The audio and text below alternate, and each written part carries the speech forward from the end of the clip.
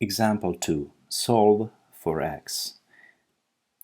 In part A, we have the equation 4 to the power of x equals 8.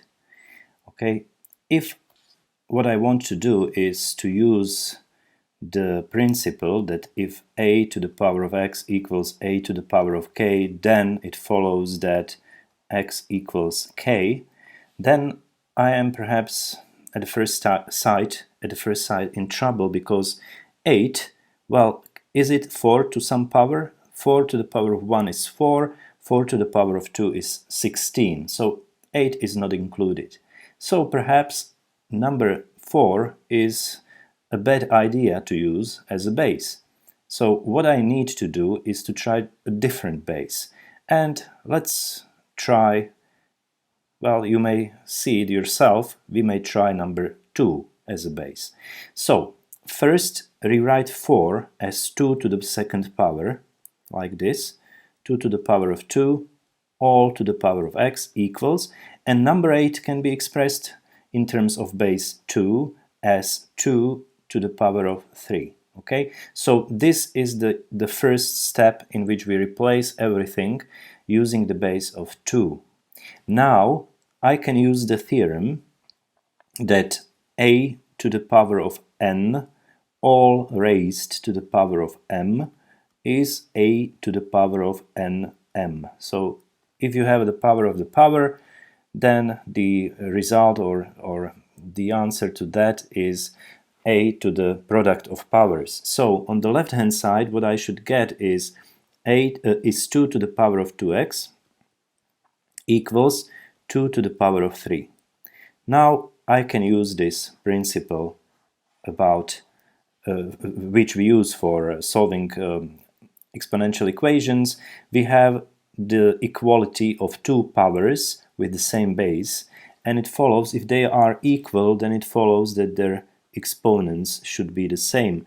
So it means that, it follows from this, it means that 2x equals 3. And hence, if I divide both sides by 2, I get the answer x equals 3/2. So in this case, 4 raised to 3/2 is the same as 8. You can check it using your calculator that this is really the correct solution to this equation. Okay, now let's go for part B. In part B, we have 9 to the power of x minus 2 equals 1/3. Okay, so again, perhaps the best idea here would be to use the base for the power functions, or for the powers on the left hand side and the right hand side, to use such a base which is common for both sides. So in this case, it's going to be the base 3. Okay, so replace 9 by 3 to the power of 2. So it's 3 to the power of 2, all replacing 9, all raised to the power of x minus 2, and this should be equal to 1 over, well, actually we can write it right away. So 1/3 is 3 to the power of -1. Okay, again we are using here 1 over a to the power of n equals a to the power of -n. So here we had 1 over 3 to the power of 1, and n being 1, it means that a would be to the power of -1. So 3 would be to the power of -1 here on the right hand side. Okay, now let me use again this theorem about the power of the power. So the left hand side is replaced by 3 to the power of 2 times bracket x minus 2, and this equals 3 to the power of -1.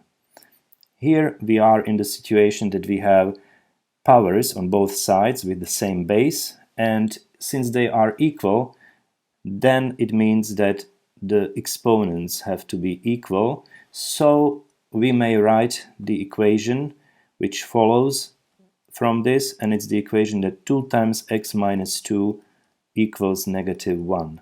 So to solve such an equation, I just divide by 2 and have x minus 2 equals -1/2, and now I add 2 to both sides to get x equals 2 minus 1/2, which you may see is 4/2 minus 1/2, so it's 3/2 again. So x equals 3/2 is the solution to this original exponential equation that we started with.